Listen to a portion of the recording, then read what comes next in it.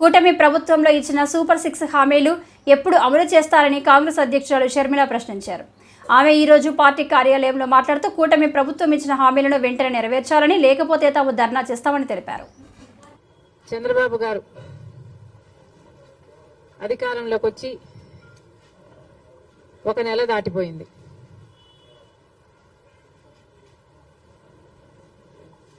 చంద్రబాబు గారు కూటమి కలిపి చేసిన వాగ్దానాలు ఎన్నో ఉన్నాయి. అందులో భాగంగా సూపర్ 6 లో భాగంగా చంద్రబాబు గారు చేసిన వాగ్దానం మహిళలకు ఆర్టీసీ బస్సులలో ఫ్రీగా ప్రయాణం చేసే వెసులుబాటు.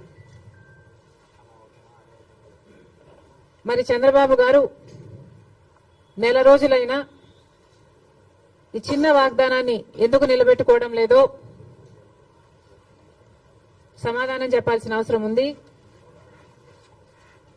ఎందుకంటే సూపర్ 6 లో భాగంగా చంద్రబాబు గారు మహిళల కోసం చేసిన ఈ వాగ్దానం చాలా ప్రాముఖ్యమైంది. ఇది మంచి పథకం కాబట్టే అటు తెలంగాణలో ఇటు కర్ణాటకలో అమలు చేసిన ఈ పథకాన్ని చంద్రబాబు గారు కూడా సూపర్ 6 లో భాగంగా చేర్చడం జరిగింది.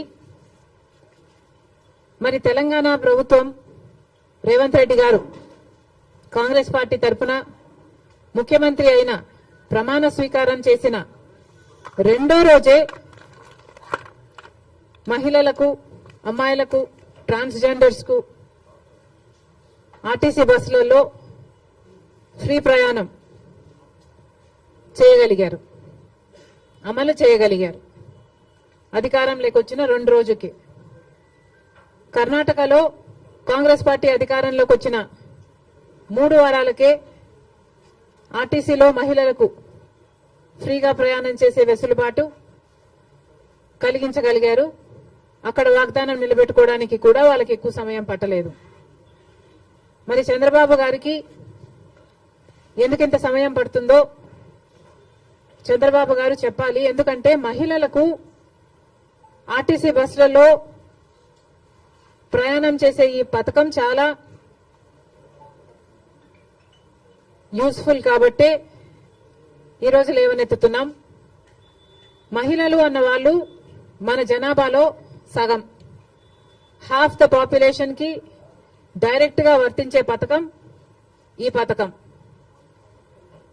మహిళలకి రక్షణ కల్పించే పథకం కూడా. ఎందుకంటే మహిళలు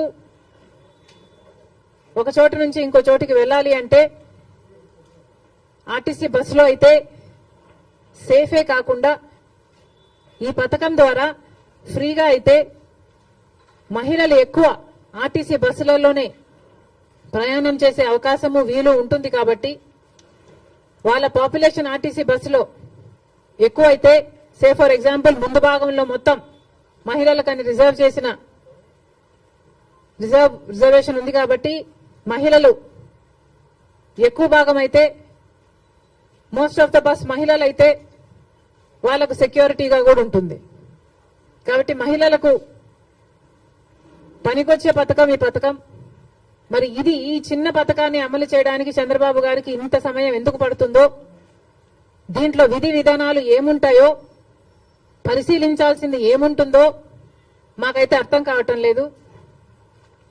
ఎందుకంటే విధి విధానాలు దీంట్లో పరిశీలించి చేయాల్సింది ఏముంటుంది?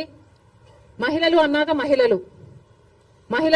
మహిళలందరికీ వర్తిస్తుంది, ఆడపిల్లలందరికీ వర్తిస్తుంది. మరి దీంట్లో విధులు విధానాలు ఏముంటాయి? బస్సులోకి ఎక్కుతారు, వాళ్ళకు ఫ్రీగా ప్రయాణం చేసే వెసులుబాటు కలిగించాలి. ఇది ఇంత సింపుల్ పథకం కాబట్టే రేవంత్ రెడ్డి గారు రెండో రోజే దీన్ని అమలు చేయగలిగారు. ఏ పథకమైనా అమలు చేయడానికి చిత్తశుద్ధి ఉండాలి. రాజశేఖర రెడ్డి గారికి ఆ చిత్తశుద్ధి ఉంది కాబట్టే రాజశేఖర రెడ్డి గారు ఉచిత విద్యుత్తు అంత తొందరగా మొదటి సంతకంలోనే వాగ్దానం చేశారు. కాబట్టి విధి విధానాలు ఏమీ ఆలోచించకుండా మేనిఫెస్టోలో పెట్టిన అంశం కాబట్టి వెంటనే అమలు చేయడం కూడా జరిగింది.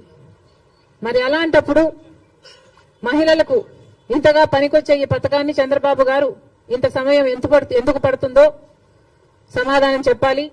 ఇవే కాకుండా చంద్రబాబు గారి సూపర్ 6 లో మిగతా పథకాలకు కూడా చంద్రబాబు గారు వెంటనే అమలు చేయాలని డిమాండ్ చేస్తున్నాం. ఈరోజు కొత్తగా నిన్న చంద్రబాబు గారు ఇచ్చిన జియో ప్రకారము అమ్మకి వందనం అనే పథకం, అమ్మకి వందనం అనే పథకంలో చంద్రబాబు గారు వాగ్దానం చేసినప్పుడు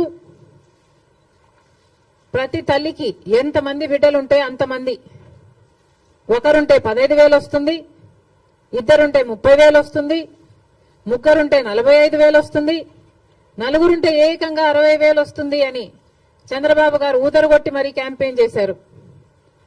మరి ఈ స్కీమ్కు విధి విధానాలు ఎలా ఉంటాయి? చంద్రబాబు గారు నిన్న విడుదల చేసిన జీవోలో అయితే ప్రతి తల్లికి అని రాశారు. అంటే ఈ పథకం